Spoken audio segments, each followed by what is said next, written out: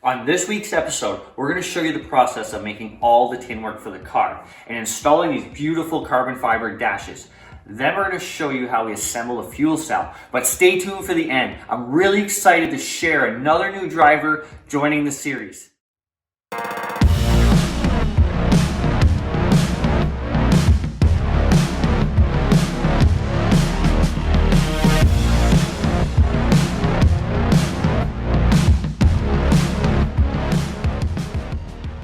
There's a lot of parts in the RS1 car that are made out of aluminum. They all start by these giant sheets.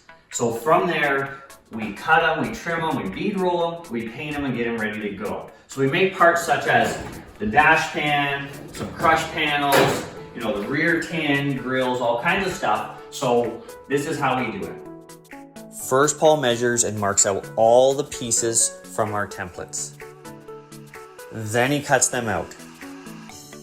After they're all cut, he marks out all the lines for the brake and the bead roller. We then add bead rolls to all the pieces. This adds strength to the lightweight aluminum. Now he uses the brake to bend all the pieces ready to go in the car. The next step involves fitting the pieces to the car, including trimming around all the roll bars. Lastly, he trims, fits, and installs the carbon fiber dash. Now that's the complete process of making all the tin work. We're a few weeks away from installing the crush panels in the rear tin, but we'll show you that in a future episode when we do the bodies. Now our next step for the carbon fiber dash is we're going to drill some holes, install some gauges, some switches, and the MSD. But we'll talk about that during our electrical episode. Now we're going to move on to the fuel cell. The fuel cell is a very important safety factor of the car. And as you can see, there's a lot of components. So it all starts with the bladder. So the bladder is extremely strong and flexible. So if the car backs in the wall or gets in an accident and the can itself gets crunched, so can the bladder to prevent fuel from leaking in that situation. Now the second point is we put in foam. So let's say the fuel cell is half full of fuel, and as the car is moving, the fuel would actually splash around. And as it's splashing around, it could cause the back of the car to get upset and start moving it around. So we put in this fuel cell foam, and as it does is the fuel has to travel through the foam, slowing it down from splashing to help the handling of the car and for safety. Now the last part, the fuel cell top, if the car ever rolled over, we have these balls.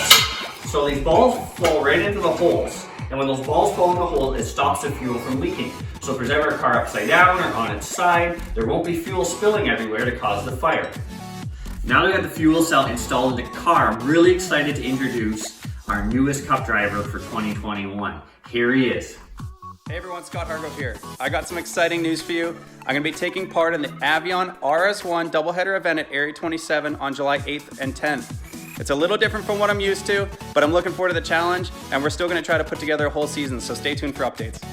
We're really excited to have Scott Hargrove join us in the RS1 Cup class. He's a two-time Porsche GT3 Cup champion. He has a USF 2000 championship. He's raced Indy Lights, the World Challenge, and IMSA.